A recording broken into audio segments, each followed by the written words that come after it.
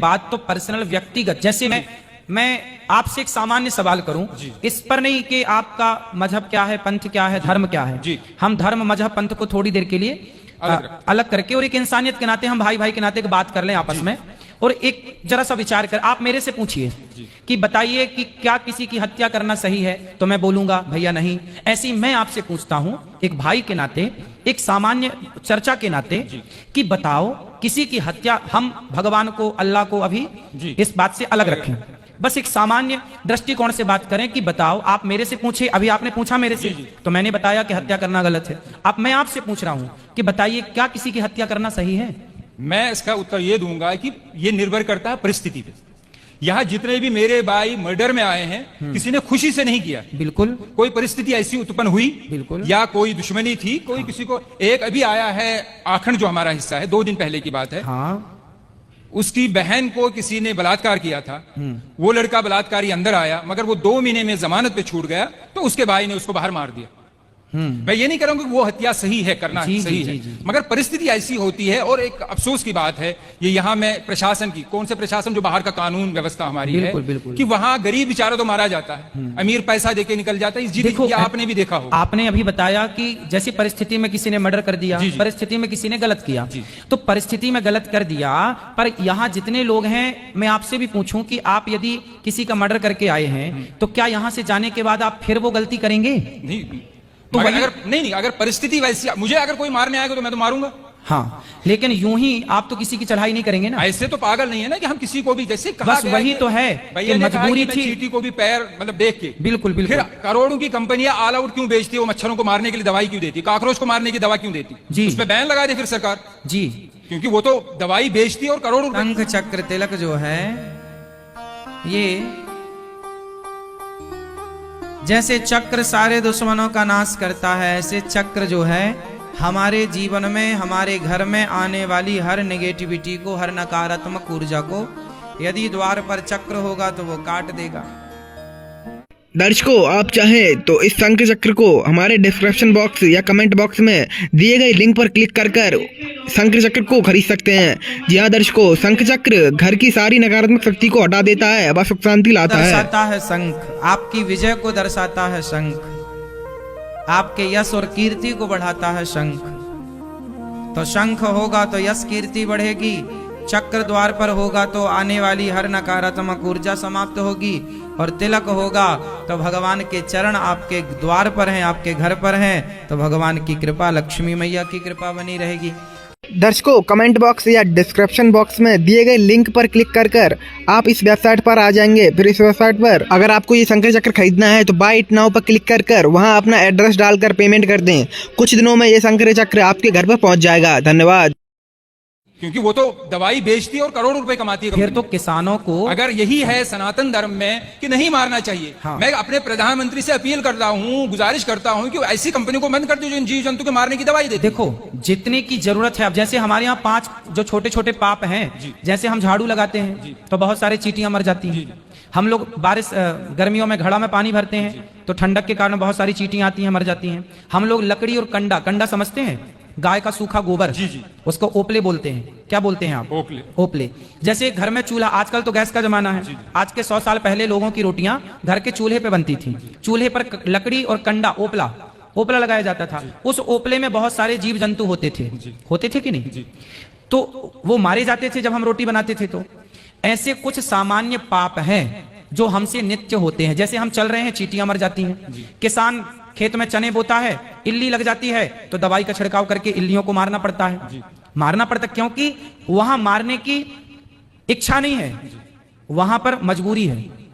बात समझ रहे हैं? किसान यदि इल्ली ना मारे तो इल्ली पूरी फसल मार देगी। यदि आप लकड़ी और कंडे की, चींटी और लकड़ी और कंडे के जीवों के लिए सोचें तो आप भूखे मर जाएंगे, रोटी बना ही नहीं पाएंगे।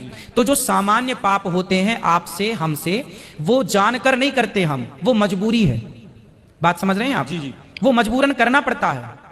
हम किसी को यूं ही नहीं मारेंगे, मजबूरन हमें, हमारी सेना बंदूक लिए घूम रही है ना, कि मजबूरन जरूरत पड़ने पर अटैक होगा। उसी तरह से हम जानबूझकर किसी को नहीं मारते, मजबूरी पे मारना पड़ता है इल्ली को, मच्छर को, मक्खी को। उसी तरह मजबूरी है तो इनको मारा गया। हम बेवजह नहीं मारते किसी को। बात ये नहीं है कि आप क्यों मारते हैं, बात ये है कि वे वजह क्यों मारते हैं, बस बात ये है बेवजह। वही मैं भी कह रहा हूं ना कि ये गलत धारणा है कि हमारे धर्म में शायद किसी को बिला वजह मारा जाता है। जी जी, ऐसी धारणा बाहर न जाए। हर धर्म, कोई भी धर्म नहीं सिखाता। हाँ, बस बात भाई यही ताली बजा रहे हैं कि आपकी बात पे सही बात है, मगर किसी भी धर्म में, हमारे धर्म में अगर ये मुझे एक जिसको लाइफ साइकिल कहते हैं, जी जी, जीवन चक्र जी, कि ये चीजें हैं। अगर पेड़ काटना भी पाप है, हाँ, मगर रबर, अगर पेड़ ना काटा जाए, रबर ट्री जो होता है, तो गाड़ियों के टायर नहीं बनेंगे। बिल्कुल बिल्कुल, जिस वो आवश्यकता है, जिस गद्दी पे आदमी बैठ, आवश्यकता है, बिल्कुल, तो रीजन है। मगर जब मारा जाएगा, जब वो जानवर काटा जाएगा, तभी उसकी खाल निकलती है, तभी उसको बहुत से लोगों का जीवन चलता है, जूते चमड़े का कारोबार ये सब चलता है। तो उसी ऊपर वाले ने दिया है, उसी ने अगर हमें परमिशन दी है कि आप इसको मार के कुर्बानी या खा सकते हैं, तो इसमें मेरी नजर में कोई गलत बात नहीं। ठीक है, आप यदि रीजन दे रहे हैं तो मैं रीजन, मैं आपकी बात को काट नहीं रहा हूं, ना। साइंटिफिकली एक प्रूफ है। हाँ। गुरुजी आखिरी बात कर रहा हूं जी जी जी, कि जो शाकाहारी जानवर होता है, उसके जो टीथ होते हैं, दांत होते हैं, वो सपाट होते हैं। जी। और जो मांसाहारी होता है, चाहे वो कुत्ता हो चाहे वो शेर हो, जो मांस खाता है, जी जी, उसके 4 दांत नोकीले होते हैं। जी, मगर ऊपर वाले ने मनुष्य को भी 4 नोकीले दांत दिए हैं। रीजन यही है कि अगर सिर्फ दुनिया में, सिर्फ मैं मुसलमानों की बात नहीं कर रहा हूं, अमेरिका में क्रिश्चियन है, जूस हैं, जितने भी धर्म हैं, सब में खाया जाता है। क्या मांस? जी नहीं तो मांस खाया, और हर किस्म का मांस खाया जाता है। मांस खाना सही मानते हैं आप? जब परमिशन, जब मुझे मेरे ईश्वर ने, जिसने मुझे जना है, उसने परमिशन दी है, तो तब हाँ, तो मैं कोई बात आपके मानूंगा। आपके हिसाब से सही है, पर हम हिंदुओं के हिसाब से, हम देखो मांसाहारी जो कुत्ता होता है ना, जितने भी मांसाहारी जानवर हैं वो जिह्वा से पानी पीते हैं। कुत्ता चाट कर पानी पीता है, शेर चाट कर पानी, बिल्ली चाट कर। लेकिन जो शाकाहारी जानवर हैं, बकरी है, गाय है, ये होंठों से, मुंह से पानी पीते हैं। अब आप बताइए कि आप मुंह से पानी पीते हैं कि जिह्वा से चाट कर पानी पीते हैं? फिर दांत, नहीं, दांत का भैया सुनो, दांत का, मेरा सिर्फ इतना कहना है कि जैसे आपने कहा कि आपके हमारे धर्म में मेरे ईश्वर एक ही है। हाँ, उसने जब परमिशन दी है मुझे, आप कह रहे हैं कि आपको नहीं, मगर ये तो नहीं होना कि दुनिया में ये भावना हो कि नहीं ये धर्म अच्छा, बाकी धर्म अच्छे नहीं। देखिए हमारा जो सनातन धर्म है, उस जैसे आपके धर्म में तो ये कहा जाता है कि जैसा आप ही बता रहे हैं कि आपके यहाँ मांस खाना सही मानते हैं वो लोग, हमारे यहाँ मांस खाना सही नहीं मानते। हमारे यहाँ किसी भी मंदिर में जो मनमाने ढंग से बकरा बकरे की बलि चढ़ाते हैं मंदिरों में, वो गलत चढ़ाते हैं, हम लोग उसे गलत मानते हैं। हमारे यहाँ मंदिरों में 56 भोग लगता है भगवान को, बढ़िया दाल चावल खीर पूड़ी सब्जी बादाम काजू पिस्ता, इनका भोग लगता है। जब हमारे यहाँ ये कहा जाता है कि जब खाने को 56 भोग हैं तो क्यों अपने स्वाद के लिए किसी की हत्या की जाए, इसलिए हिंदू लोग मांस नहीं खाते। ये अपनी अपनी विचारधारा है। आप खाते हैं तो उसमें आपकी अपनी विचारधारा है, हम लोग नहीं खाते उसमें हमारी अपनी विचारधारा है। अब ये देखना है कि किसकी विचारधारा श्रेष्ठ है। यदि श्रेष्ठता का निर्णय किया जाएगा तो ये देखा जाएगा, और निर्णय नहीं करना तो अपनी अपनी जगह सब ठीक है। जी यही मैं कह रहा हूं। आखिरी बात, हाँ, जैसे आपने कहा कि मैं आपके धर्म को इसलिए बुरा नहीं कह सकता ना कि ये लोग देखो मांस नहीं खाते, तो दूसरा धर्म वाला ये क्यों कहे कि देखो ये मांस खाते इसलिए बुरा है। फिर मेरी नजर में भी बहुत ही निम्रता से मैं आखिरी बार कहता हूं, जिससे मेरी नजर में शंका सवाल उठते हैं। हाँ, कि